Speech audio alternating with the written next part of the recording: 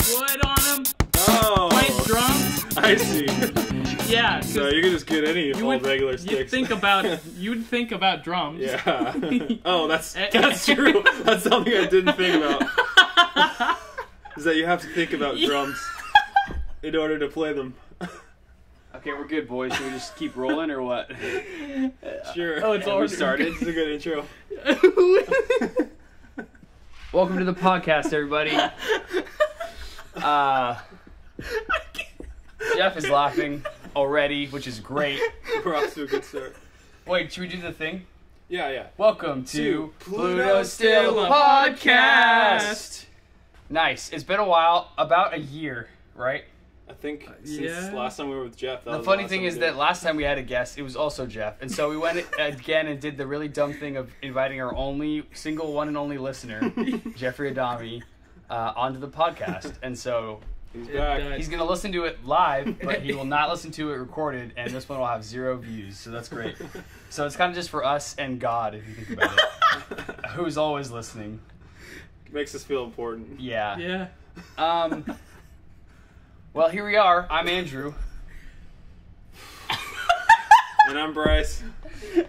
And our guest today, Our very special guest today, Jeffrey Adami. Don't know why Adami. I shouted. Is it Adami? Yeah, it's Well, so it's like because we're Italian, it's a Adami. technically.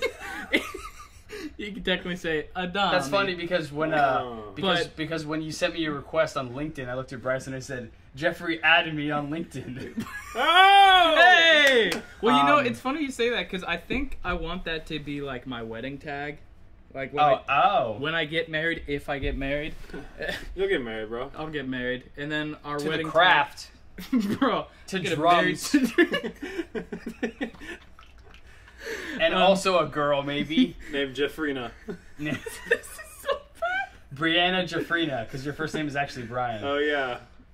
Wow, I didn't mean to out you I like low that. key don't know if we should start over or not. Brianna Jeffrina, it's fine. It's Yeah. fine. But People love this kind of stuff. Adami to the family. That's Yeah. That's really the good. wedding tag. That's very, very good. Well, since we're your family, we're gonna call you Adami. So So, Mr. Adami, last time we had you on this very productive and serious business music podcast, Yeah. we talked about your dreams. Yeah. And I think at that time you may have already been talking about going to Nashville as a possibility. yeah. And so I guess we should mention the reason that we're here today again with Jeff is because he's actually on the cusp, if you will, on the forefront of actually moving out to Nashville for real, and trying to make his dreams come true. So we talked about that last time a little bit as a possibility. It's kind of cool now seeing that come fully to fruition. How you feeling? Maybe we'll do and I'll just say a quick plug. Maybe in a year we'll do another podcast with Jeff where we check in to see because we did one about his dreams and now his dreams are happening, and so in a year we'll check in and see if his dreams have failed miserably. I'm just the and if he's official poor, third homeless, member of the or if they came true, or somewhere in the middle probably. But anyway, we're on the cusp. You ever seen that Twitter account that like images that precede unfortunate events? Oh yeah. This is gonna be a podcast that precedes Yeah, unfortunate events if I fail. That's the subtitle of this podcast. Dang. The podcast that precedes unfortunate events. And it'll be on the internet. We'll just take it off. We'll erase it. It never happened. But anyway, here we are on the cusp yes. of you moving. You have your tickets. Like it's real, right? Yeah. Like you're gonna get on a plane. Are you driving? Or... I'm doing a road trip with my dad. You're gonna get in a car. I'm gonna get in a car. And you're gonna go to Nashville, and it's for real. So how are you feeling? What's on your little brain? My little brain. And your big brain. We all have two. No one tells you that. I'm feeling mixed emotions. I think it used to be where it was a day-by-day basis where I felt different things, like I would either feel confident or nervousness, but I'm as like it starts to get closer to the date, I'm getting more confident and more excited because I don't know, it's just things seem to be going well with my drumming and all this stuff I've got going on with my friends right now, and the potential connections I have. So I don't know, I'm just getting more and more excited, and this is the first time I've ever like completely started over. Like I've lived in Washington all my life and have always had a similar friend group and stuff like that, but I'm gonna completely be starting over and like seeing all new people and all new opportunities. So I don't know. I'm just excited for what Nashville has for me. So, yeah, for sure. Yeah, definitely a big moves happening. Like, have you always kind of thought, you know, when you started to pursue music as a serious career, like that you would be the kind of person to just drop everything and move to a different city, or did you never think that was part of the plan? Have you always sort of thought of that as like an extreme, or? So, it's funny because I don't know. I've been growing up doing drumming all my life, and but I think senior year of high school, I had recently got healed of all my depression, and that's a whole nother story by itself. But because of that experience, I wanted to do less of a focus on drums and see if I could get a degree in psychology. And so I was like, I want to be a counselor for people who have depression. Then I took my first gen psych class at NU, and I was like, nope. So I don't know, something in me just said like, just go back to drums. And like, I have just been going full force in music, and like it's cool because whenever I try to switch to something other than music, God always brings me back to like, no, you're meant to do this. Right. And like different people like put a confirmation on my life that like this is what you're meant to do. So I don't know, it seems like my dreams have slowly been able to shift into reality. Yeah, so that's interesting. That's like cool. The idea that that like, because a lot of people, you know, they're like, oh, to make my dream happen, like I had to just, you know, from age like 8, like buckle down and like do nothing else, and like I quit sports and like I did all this stuff and I, you know, played music. But it's almost more affirming, I feel like, to be like, yeah, I tried other things. Like I tried to not make this my dream. You know, you tried psychology, you tried pursuing other degrees. But then to still come back to like with a, you know, a very firm confidence, like this is actually my dream. Drumming is what I want. I feel like that's probably more like affirming than it would be to be like, oh, I've been drumming since I was born, and like I've never imagined anything else. And miss out on a potential opportunity. Yeah. Like you tried other stuff, but you keep coming back to this, so that's cool. Yeah, because you've got to try different things to see what works for you. Like and that's how I got into drumming firsthand, because my parents, they had me do like baseball, soccer, basketball lessons, drums, piano, all that stuff, and I just stuck with drums more. That's cool. Yeah. What projects are you working on in town right now, and then what are you going to be working on in Nashville? So I'm part of a worship team / collective. It's not just musicians, but like we've got sound engineers, photography, videography. We've got a worship collective called Wonders right now. We actually put our debut single out yesterday. Yeah, feel free to plug whenever. that. Yeah. So Wonders, our new single, Hiding Place. We have like different usernames and stuff, but you can find us on Instagram, YouTube, Spotify, Apple Music. We're just making worship music and maybe an album. I don't know. But we just put out our debut single, so we're excited. And everybody's going there to Nashville. That whole collective is moving there. So, the bassist, the guitarist are down there right now. I'm moving down there in a few weeks. Our keys player, I think he might move down. We've got a vocalist down there, so I think we're all going to be down there. I guess time will tell. Yeah. Nice. Yeah, I guess that is the nice thing about music, is that, you know, you can do stuff remotely. Certainly coming in handy, you know, given the current climate. Yeah. How much of your new single did you guys record like on your own, like remotely, and how much of it was tracked like together? Was any of it done?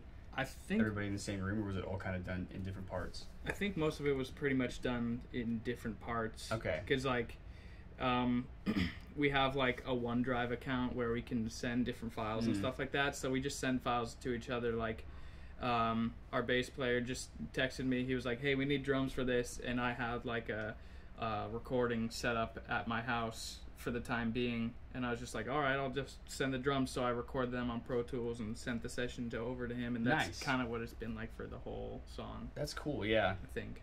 Yeah, I wonder, like, coming out of this, you know, obviously COVID stuff, like how much stuff that we never knew could be remote, like, will be remote, like, from now on, you know what I mean? I feel like a lot, not even in music, but in a lot of things, I feel like things are sort of shifting.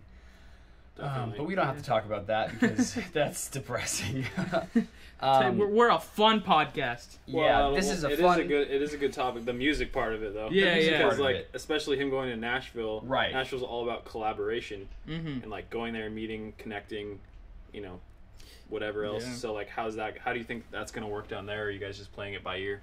Just playing it by ear. I think it's really cool how like, just not just us, but like all creatives or all musicians are like finding ways to like not monetize themselves, but like do collaborations and get themselves out there because of this situation. It's really like cool to see this stuff that has come out that has been like put out. Like they're like whole choirs, like where they get like each person to record a video of themselves singing, and then someone like makes a compilation video of everybody singing, and it's just a whole choir singing. It's just like really cool stuff like that to see. So it's interesting to see like the innovations that are happening because they're required. You know what I mean? Yeah, I feel like necessity is the mother of invention or whatever. Exactly. That I learned in Jimmy Neutron. This. Yeah, like the fact that we need to do stuff like that is the reason that people are starting to think about it in this sort of way. And like, we've had the technology, but now it's like, let's do this. Yeah. I mean, so many bands have released like quarantine, like covers or quarantine, projects where they've done things remotely. But no, it's been interesting to see. I guess we are talking about Corona now, which is fine. It's my favorite beer. It is a good beer, yeah. But not a great virus, I'll say that. It's like 10 out of 10 not beer. my favorite virus. Yeah, not my favorite. Honestly, my favorite virus is like the Zika virus, bro. Okay, right. This is top so bad. tier. That's really bad for sure. It's okay. Last time you said that you don't like people without arms and legs. I was so proud of that joke. That was good. But I was gonna say, you could make the argument that times like this, times of despair, on a global scale, is like when you need artists the least, basically, because like they're not like necessarily contributing to like the greater good. Like they're not really helping people like heal. Like you could say like we need to buckle down and think about only doing things that are efficient and only doing things that work towards the goal of like getting this this problem, in this case this disease, like out of the picture. But I think you also could argue, and I would argue that I think times the majority like this, of people would argue. the majority of people would argue. Well, I mean, they're like the survivalists that are like, oh, bunker down. guess. But a lot of people, the majority would argue, and us included, I'm guessing, that like this is the time when we need artists the most. You know what I mean? Like this is the time that we need music. We need like, I mean, yeah, it's important to know how we're gonna survive, but I think it's not more important, but important in a different way to remember the reason why we want to survive. You know what I mean? Yeah. Like, the things that that maybe aren't like directly correlated with curing people or like directly correlated with recoveries, but like bands that are like releasing music or people that are like commissioning art, things like that. Like God forbid I'm just on this earth just to survive. Exactly. Yeah. No, I mean it's pretty obvious that there's bigger purposes and things like that. And yeah, I mean we're recording music. I mean, most of the music we listen to today stems from slavery. That's exactly true. It comes you from can trace a lot of it back. That goes to blues, that goes to rock, that goes to everything. Yeah, exactly. So everything comes from something, and like times like these. Yeah, and in a lot of ways, like tumultuous. That's a word. That's tumultuous times like give birth to like the best art. You know what I mean? And yeah, there's been some like cheesy like songs about quarantine, like they're just kind of fun. Yeah. Like the 21 Pilots song. It's okay, but it's like, you're my little quarantine, whatever. Yeah. But I think as we start to come out of it and people look back retrospectively, there'll be a lot of really powerful art and music and songs that come out of it. I also want to point out that I wasn't paralleling slavery to to the coronavirus. Great idea.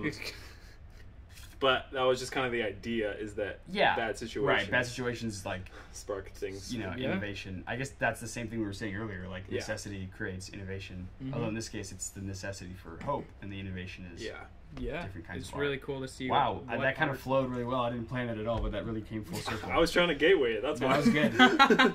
Great segue. So we don't, if it is not obvious to you at home listening at this point, we don't have a plan or like a script. Yeah, Jeff later in the future, me in a couple hours editing this. we didn't really have like a structure for this. We're just kind of just chatting with our Hence buddy us here. laughing our heads off. Hence the laughing, yeah. Catch me off guard. Hence Jeff talking about his favorite virus. Yeah. Zika. Right. I like computer viruses because I'm a hacker.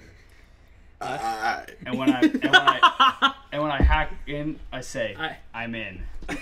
Yeah, And you hear keyboard sound. Yeah, and they make I'm in. stereotypical 2000s movies like that where you're in. Yeah. I'm gonna send. We're there in. We're there in. I'm in. You know that classic movie trope where the guy gets in? I love that. That's what we're riffing off of here. The movie critics watch it and they're just like, "Oh, this movie's a 0 out of 10. He got in." Yeah, he got in. I remember when he got it. They do this in every movie he gets in. I was watching National Treasure again recently, which, by the way, if you haven't seen the first National Treasure in a minute, do yourself a favor. Spoiler alert, he gets in. Hop on. Well, no, this is the thing. I'll hop on the Disney Plus and watch that shiz. But the thing is, Riley, the hacker guy, he never once in the movie says, "I'm in." I could have sworn to God that at one point in the movie he's like, and then he takes his little microphone and he's like talking to Nicolas Cage and he's like, "I'm in." It does not happen in that movie. I was very disappointed. I think you said something like, That's because it's "Hello." a good movie. I'm just kidding. It's a perfect It is. movie. It's really not. It's very flawed. And at the end of the movie, he gets his like Lamborghini. He's like, "Yeah, I'll enjoy my 1%." Yeah. As he drives off. I was like, dude, I want that. I wonder if Nicolas Cage, when he got the, when he got in the building, maybe he was like, Maybe I'm he in said, there. "I'm in." That's true. I was really only paying attention Physically. to "I'm in" like hacker senses, but perhaps there's a moment where Benjamin Franklin Gates, which that's his actual name in the movie, if you didn't know, goes into the declaration room. That's what I was wondering. I was like, what is that called? Our 5th podcast should be where we do a Zoom call. We watch National Treasure. Would that be good? Like a review of And National Treasure. we do like an I'm in count. It's gonna be 0. I'm telling you right now. Well, you were only paying attention to Riley. Yeah, but I can't picture Nick. How many times did he get in the place? I mean, there's a lot of places that at one point the characters, and this is what I love about this movie really, is there's many times where the characters that you're following, these beloved trio sort of misfits sort of, are outside of a place, and then they do eventually through some sort of shenanigans or schemery find their way inside of the place. Several times. It happens a lot, really. It's very compelling. Sometimes you don't really see them on the outside. You just see them, like, you'll cut to him just inside of, like, a building. But you can assume that when he first entered, he said, at least in his own internal monologue, "I am in." Mainly because Riley is not in, and he Right. has to notify Riley. that's It's true, because true. they want to avoid the stereotypical trope. Right, exactly. Yeah, the trope of, like, "Oh, I'm a hacker and I'm in." And I'm but in. instead, he doesn't say that. He just says, "Hello," which is what he does say. Yeah. And then Nicolas Cage goes in and he says, "I'm in the building." And that's good because I've Riley made it in. Riley might get confused, like, "Wait, am I in the building?" No, Riley, you're outside the building. Me, Nicolas Cage, I'm inside the building. No, And Benjamin Franklin. me, Benjamin Gates, am inside. Oh, And Abigail, is that the girl's name? I don't. Yeah, She, we don't know where she's at. Bro, I'm actually... she could be in. She could be in. She's kind of like, she really goes in and out a lot. Kind of flip-flops. She's definitely the most complex character as far as whether or not she's in or outside of the situations. Which is why I think that they did a great job with that. And that's what makes it a great movie. And that's what makes it a perfect movie. 10 out of 10 would recommend. 10 out of 10, they're in. That movie's a real national treasure. So, what's your favorite movie? Ooh, this is not... I didn't drink enough water today. There's a drinking fountain right behind us. Oh yeah. Let's hear it for water, Can we everybody. get some ASMR? Yeah, let me just take a second here. I probably was going to fall down once I got up. Stereo image ASMR. This podcast is presented in stereo. Oh, hey, it's like the LaCroix, but better. Instead, he fumbled under the couch with a drippy mouth. So. Oh yeah, LaCroix. We had those last time. That was fun. Crooks. I watched Goodfellas last night. Oh yeah, how was that? Goodfellas. Remember we always talked about watching it? You bastard. You watched so many movies with that. That was the one. What do you mean that was the That one? was the one we had to watch I wanted to watch together. The Lighthouse. PG. I wanted to watch The Lighthouse, Bro, and you watched it with that. That's movie. like the pinnacle of like a movie you have to watch. It is a. It is. It's like top. It's like Top movie. Very good. Watching. Very really very good. I probably still have it rented on Amazon. I'm gonna die now. Well, you asked me what my favorite movie was, and I remembered that that's not it, but that I wanted to tell you that I watched it, and that it's really good. Oh, cool, thanks. And Robert De Niro's in that one, and he's like, I'm Robert De Niro. And I'm a good fella. I'm a good fella. And Joe Pesci's in it, he's like, I'm Joe Pesci. I'm also kind of a good fella. I'm kind of a good fella, but I'm a little different. And Ray Liotta, this is the other guy. Ray Liotta. Yoda is in it. And he Shocking, said, right? Good fellow I am. My favorite part, though, I think, was the there's one part, so halfway through the movie, where for 9 minutes straight, it's like a one. Scorsese's one shot. Scorsese has a lot of really great one tuck, One take tracking scenes. tuck nux. And this one is really cool because Did Ray Liotta tuck his pants in? no, For 9 minutes. no, he's actually not in. This one is actually just Robbie De Niro. Oh. No, and it's about half of the movie, and it pretty much comes with no context. But it's a tracking shot of him walking through the streets, and he's peeing the whole time. What? Yeah, for 9 minutes. It's just following him, and he's like peeing on the buildings. He's peeing on the sidewalk. He pees on a dog. What? Yeah, it's 9 minutes, and the thing is, like, you would think that they had like a rig, like a fake thing, like, you know, to I've like heard to make about it this. seem Fake, like yeah. right. It's all the people talking about it. It's very controversial for the time, 1990. Well, you think they would have like a little like a device that would like make it like fake, but the thing is that Robert De Niro is like, no, I'm not. He's like, I'm not. I don't need a stunt man. He's like, I don't for my pee. Yeah, we don't do this. We're not doing it in post. We're not. Practical effects is real. So he actually didn't pee for like a week before this scene, and he just drank a gallon of water every day, and so that he could piss for 9 minutes straight in this one take. Yeah, and there's no cuts. So You would pee yourself before then. You could. Yeah. A week. No, he had like a serious like You get a he had a freaking serious UTI Yeah. because of this. Yeah, No, I this bet. is real. It You was can probably look it up. burning during the You shot. can look it up. This is so bad. Obviously, none of that is true, and I made it all up. What even is true? And this is our improv comedy podcast I called Robert De Piro.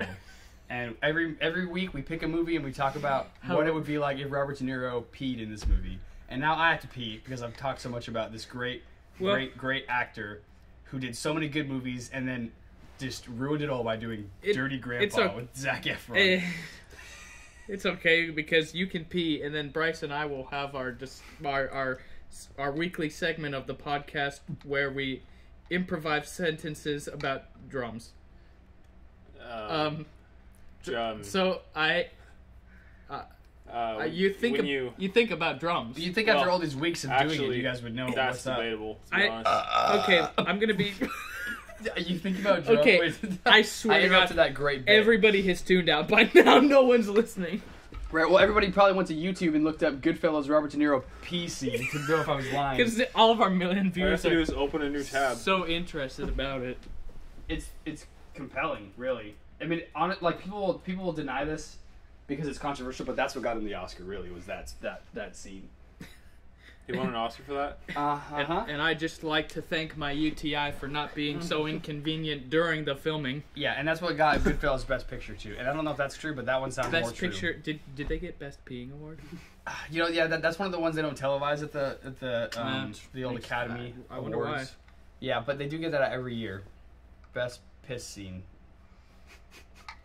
It's got a real dirty. It's got a real grime on this one. I mean, it's like our Florida Man of last time. That's true. Except this is much just, worse. This is. And I made it all up. Last time the Florida Man stuff, that was Florida Man made that up, and we just presented the news to the listeners. But that was all from my mind, and I apologize. So I guess we're a fake news podcast. Yes, we're a fake movie review podcast. How about what's the time? What are the time? How long we? Let's see how long we've been shooting the breeze here. We've got a quota to meet. We are about to hit the 26-minute mark. Oh, we could go for a that's bit not more. We can go a little bit longer. We can just let's think of maybe one more thing, and then we can start to wrap it up. Yeah. I don't know, cause like we're based around music, so we could either.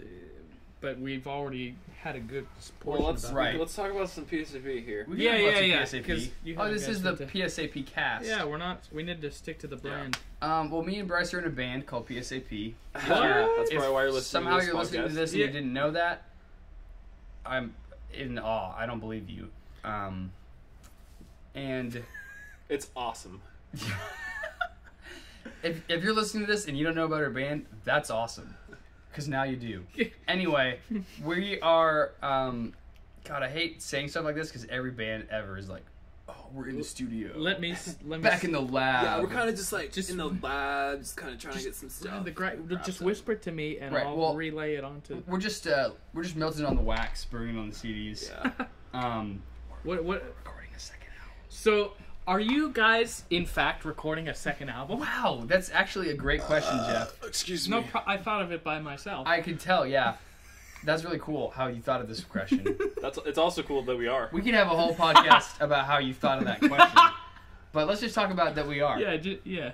Yeah, so we are started recording a second album. About March. Yeah, if you watch, we've done a couple of live streams. If you watch the first one, we talked kind of about how we had plans to release our second album around this time in the summer. But then, obviously, the world had some other plans and kind of things were put on hold. We actually started in January with our first song. That might not be on the album. Well... It's complicated. Yeah, it's complicated. But... Jinx, you owe me a soda. Oh, Jinx, you owe me a second album.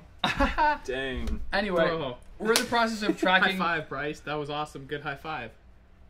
That was sick. Yeah. It's a shame this isn't a video podcast, because... There's all sorts of great high-fiving myself. Physical comedy going on right now. All right, but back to your second album. Yeah, so we're tracking the second album. I would love to talk a little bit about the process that we've been doing because I think it's super interesting, and I would love to get your take on this, Jeff. Okay. So, if you remember, if we talk about the PSAP lore for a second, the first single we ever released is called Beer and Loathing in Las Vegas. Yes.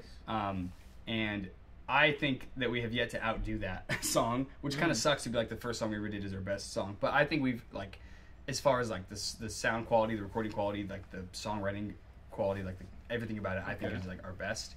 Not our most complex, but maybe our most universally applicable. It's really good. And the secret about that song is that we wrote, recorded, mixed, and like finalized it in like 24 hours, basically. Like within one day. Like, we were just messing around, and then we were like, what if we just recorded the song, like, from the get right now? And so we wrote it, and, like, it literally was, like, 15 minutes. It just kind of fell in this place. It was kind of wild. And then recorded it in, like, an hour, and then mixed it, like, that night. And then uploaded it, like, to streaming services. It took a while to get there, but, like, the next day, basically. And so, having done that first song, and then recorded the whole album afterwards, and sort of thought that, in a lot of ways, the rest of the album is not as good as Beer and Loathing, at least it didn't hit the vision that we wanted. Yeah, right. That's what I really mean, is like Beer and Loathing, maybe it's not objectively what our best song, I don't know how you'd even measure that, but it's the closest to like the vision that we've had for our music. Thank you, Bryce. And so, in looking at the rest of the album compared to that, and the writing process for the rest of the album, which was more of a traditional like, oh, let's take this chord progression and like over the next like month, we'll flesh out a song, compared to like, you have 24 hours, like go. We wanted to capture that feeling and that vibe, like and that desperation. The expression. Like, we wanted to express ourselves in a short period of time, because over long periods of time, we lost that. The longer we wait, the more of it we lose. That spark. And so going into the second album, we had the idea of recording every song in order. So like, we're recording it all in the album order, basically. Yeah. Except for the first track, which that's complicated. We'll explain that when the album comes out. But there's a reason for that. But recording it all in order, and then also writing and recording all of the songs in the same day. We're not necessarily like editing them all in the same day, because we want to put a little bit more time into that. But we are, for every song we've done, I think we're 6 songs in at this point. We've like got together with little to no vision of like what the song was going to be like. Some of them we kind of have like a chord progression maybe, or like I have like a solo that I want to put in there, or a couple lyrics that we'll bring in. But like some of them we've literally come with like absolutely nothing. If you watched our first live stream, the song Dream Goblin, we came in with like nothing of that song, and then we left with Dream Goblin. And so it's been very interesting to like put those restrictions on ourselves, you know. is because like no one's telling us that we have to do these, you know, we have to write and record these songs in this time frame, but we are sort of self-inflicting these limitations in order to then figure out the best way to like break out of them. Yeah. And it sounds pretentious when I talk about it, but we're really just doing it for ourselves to try to best like recapture that the first experience. Yeah, like the first experience, and also sonically recapture like the vibe of Beer and Loathing as a track.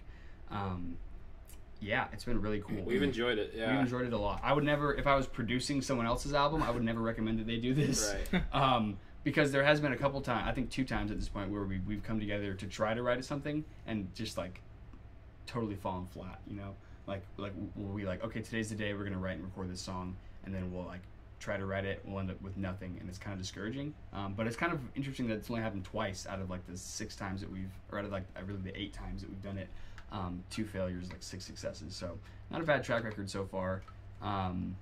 Yeah, definitely not the objectively best way to record an album. But it's interesting also doing it in order, because like the first thing we'll do when we come and sit down to write a new song is we'll listen back to all the songs we've done so far in order, to sort of like subconsciously or maybe a little bit consciously instill in ourselves like the idea or the vibe of what the following song should be like on the album. We don't know how many songs it's going to be. I think we'll know when we get to the end. It'll be more than the first album for sure. Yeah, thematically we sort of have like some threads that follow all the way through, and so I think we'll just follow those threads until we get to the end, and then that's how we'll know that we're at the last song. I mean, we have a couple ideas, you know, for like songs here and there, and like how we want to end things and wrap things up, but without giving too much away. Yeah, that's sort of our process for this one. Yeah, it's been really great, and we're having a good time. We did one last week. Yes. Really fun one. That one was the outlier. Yeah, it's gonna be the outlier for sure. But there's a reason for that. There's a reason for that. A reason that fans will probably be no, able to tell. we can just say it. We can just say it, I think. Yeah. The reason is that this is supposed to be... it's an interlude song, basically. Oh, it's kind of an interlude song. It's like a... It's supposed to be like a different band than us, like on this album. So like, it's supposed to be like there's concept, kind of like a story of the album. The anti-PSAP. And at this part, it's not like a... I mean, it's kind of a concept album, but not really. I don't want to talk about that. But like... the listener of the album at this point is going to a concert of this other band. Yeah. And so there'll be some cool sound design elements as far as like making it sound like a live. But in a lot of ways, we recorded it as if it was like a live setting. And so like we have these great mics that we're using today to record this podcast that are like really high quality and expensive. But for all the vocals and guitars on this track, we use an SM58.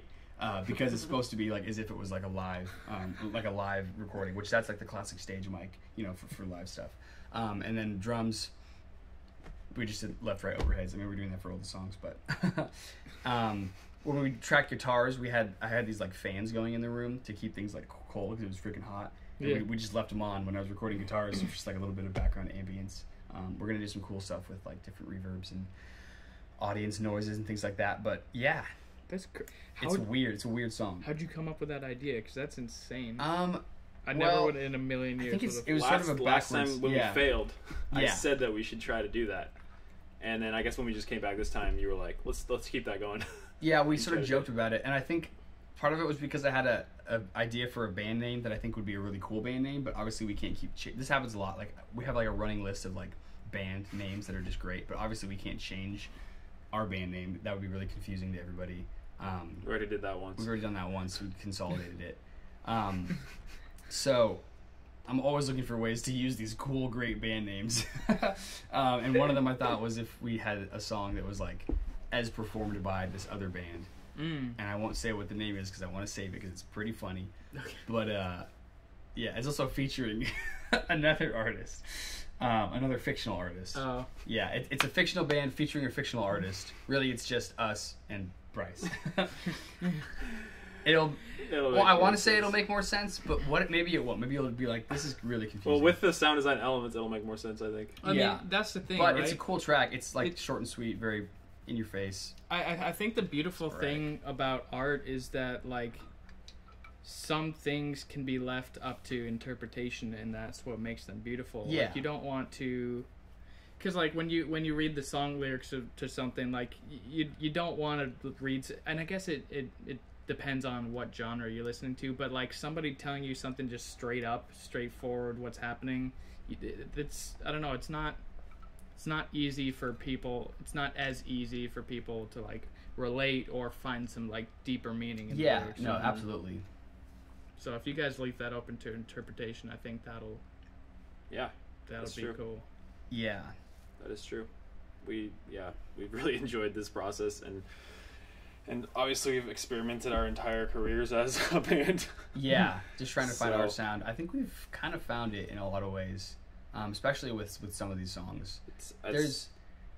There's two outliers now, I guess. There's the one we just talked about, and there's one that's almost like, it's not like country, but it is very folky. Like, it's very folk. It's very like bluegrass. I don't know. There's like a slide guitar in it, and there's like a banjo kind of a thing, and like a mandolin. I mean, it gets weird. Like I said in the last podcast, when I listened to the album for the first time, I noticed how you guys were able to make every song sound like a different genre or style of like punk or indie. Yeah. And like you embodied that very well. So I'm sure you guys could make it work. Yeah, thank you. I don't even like folk that much, but it's like my favorite song. It's really it's really weird. Hey, I mean, I listened to the new Taylor Swift. I thought it was alright. Yeah, the song I've pretty good things. August, that song grooves so hard. Yeah. Anyways, I only listened to the first two songs on that album, but I love them both already. I listened to the one with Bon Iver, and I was like, "That sounds cool." Nice. Yeah. Jack Antonoff worked on that album. He's like my hero. Also, the Nationals singer. Oh, he's on it. Yeah. Oh, that's tight. Yeah. Another remotely recorded quarantine kind of an album, so maybe we come full circle again. But like what Bryce was saying, I think we've kind of found at least what our it's sound just a little is more right matured now. than the last one, I think. Which is funny because we're recording it in such a less professional environment than the last one. The last one that's we did what we in the wanted, studio, but it's what we've always wanted. And so maybe sonically, it's somehow it is more of a mature sound, even though it's like a worse recording setup. It doesn't make a lot of sense, but I'm very excited. I think Bryce is too. Mm-hmm. We want to get this stuff out. And make sure to follow us and keep up to date with stuff like that. Yeah, I'm excited for all you guys. We don't have a tentative release date, unfortunately, just because there's so many moving parts at the moment. Bryce and I are both in the process of moving. We would love to tell you it's fall. We'd love to tell you it's because it is more of a fall album. It's a very fall album. No, that didn't come out right. A fall. It's sort of a fall album that you listen to in the fall. I understand. You listen to it when you fall. You listen to it as you're falling to your death. So I have to like fall for 45 minutes? Yes. Hey, if Robert De Niro can pee for 9. No one's gonna listen to your stupid album. Yeah, that's true. Where you these stupid concepts. I want to sit down and listen to an album. There's a few pits you could fall in. It starts with a disclaimer. If you're not falling right now, you guys turn this marketing album strategies are so stupid. This is why I'm successful and you're not. This is why I'm going to Nashville and you scrubs are staying here in Seattle. If you wrote music for people that are sitting and standing and not falling, you'd be in Nashville too. But you idiots. You're a sellout. Hey, I mean that's what they told you can hear the construction guys. The Allman Brothers Band. That's what they told the Allman Brothers Band. They're like, well, if you guys are going to make 13-minute songs and stuff that we can't use for the radio, you're never going to be successful. And look at them now. I know them. Yeah, and plus my... yeah, and they named my favorite nut after them. Almonds. Yeah. Which is crazy. So there's that. Yeah, so they're immortalized forever. No, I mean, like, if you... As long as you're sticking to what, like, as long as you're staying to what's true to you, people will see that and people will be like, hey, they're not trying to be like anybody else, and no matter what type of reception it gets, no one can take that away from you, that you're being true to yourself. And that's what I like the most about you guys, is like, you always make what's true to yourselves, and like, you don't try to be anyone else, even though like you branch out into all these like different subgenres. That doesn't mean that you're trying to be somebody else. It's just an embodiment of like the different parts of who you guys are. Yeah. Oh, that's cool. I like that. Thank you. You guys kind of brushed over my great almond joke there, but that's No, I fine. thought it was funny. Okay, I heard it. Didn't I laugh at it? No, I think it. I'll just I'll just post-emptively laugh at it. Hold on, Dude, let's try it. almonds. Well, maybe we get a clean take of it. Dang, that was nuts. Bro. Hold on, save it. We'll get a clean take. Well, yeah, look at the Almond Brothers now. They named my favorite snack nut after them. Dang, that's nuts. Bro, Okay, that was better. cashews. Oh, well. All right, folks. I think that's going to do it for us today. Wait, on this. okay. Oh, I take it back. Okay, so you guys are making an album, and one of the tracks will include crowd reaction sounds. Okay. I dare you to leave a vocal sample of this in Please the give album. it to us. You can just, if you don't want to use it, just make it silent in the track, but at least leave it in there. Give it to us. Yeah, get that corn out of my face. Yes. So It'll be in there. Perfect. So It'll be loud and clear. It'll be in there and for sure. literally no one knows what we're talking about. Maybe like the first, like they'll be like sort of clapping and then just like, yeah, get that corn in my face. He's gonna be in the crowd. It's like, yeah, well, Yeah, I'm gonna be in the that crowd, and there's gonna be a Yeah. vendor who wants to give me corn And because he's very you guys aggressive. got a sold out arena very where aggressive. people are so. But not popcorn like you might think in an arena, like a, No. and not even like on the cob, a raw, unshucked ear of corn. He's just putting it right in the face. Maybe for the sound design, we should set up his response to it Okay. with a conversation that we have. Yeah, I really love corn. But anyway, some guy came to us with Wait, corn. I that said, means I'll have to give you more like. No, just that. takes- That's oh, it. okay, it'd be set up. It'd be like you're setting It'd up be your set up friend's perfectly great for story. you. Yeah. And then we could just cut so you say yeah in a different spot. Yeah, don't worry. Here's Don't the worry corn. about that. Yeah. Okay, well, here's some corn, and then you can just say yeah, get that corn out of my face. Yeah, corn. You just my face. You just- All right. Shift. Yeah, Like, corn. Yeah. Where do you put your acne cream? My face. Let's hit the brakes before we get too deep in this joke that literally no one except for Chad understands. Chad Daniels. There's a. I don't there even it know is. if Chad will listen to this. Oh, I hope he doesn't. Anyway, thanks everybody for tuning in. Thank you to Jeff for coming on the podcast. We're so excited for you going to Nashville. Thank you for Almonds sponsoring this. Thank you to Almond and the Almond Brothers and the Almond And the Brothers. Naked Brothers band. And the Naked Brothers. Yep. And the Jonas Brothers. And any other pair of brothers. My brother. And Bryce's brother. Did you hear that it's the fall? I did hear about that it's going to be fall pretty soon. Well, so apparently you're gonna have to fall when you're listening to the new album. Right. So get up on a... Just Fall into an endless pit. Find yourself a bottomless pit and get ready to plug in those headphones. Don't forget a portable phone charger because your phone might die in the middle. It's going to be a long album, about an hour. Yep. Or throw your phone in low power mode, maybe. Or if you have it downloaded, you can put it... Well, Bryce just did. If you have it downloaded, you My can... yerba mate! It's not a... We're sponsored by Yerba We have all Mate. sorts of sponsors, but mainly we want to thank Squarespace. And no And longer Sony. LaCroix. And SeatGeek. Get out LaCroix. Yerba Mate. And Pro Flowers. Enter code PSAP, and maybe something will happen. And the PSA 3 peas frogs for in 9 the Oregon minutes. coast. Enter code Robert De Niro pissing on Baby Yoda at the top of the screen for something. Oh, actually, Ooh! that was Bryce throwing a can in a garbage can. But anyway, thanks again to our sponsor, Pro Flowers. Go to proflowers.com, click the corner at the top of the screen, and type in Robert De Niro pissing for 9 minutes to go to prison for your life. That's what'll happen. So go ahead and do that if you want to go to prison, and we'll see you guys in the next episode. Pluto's still a podcast! Cut.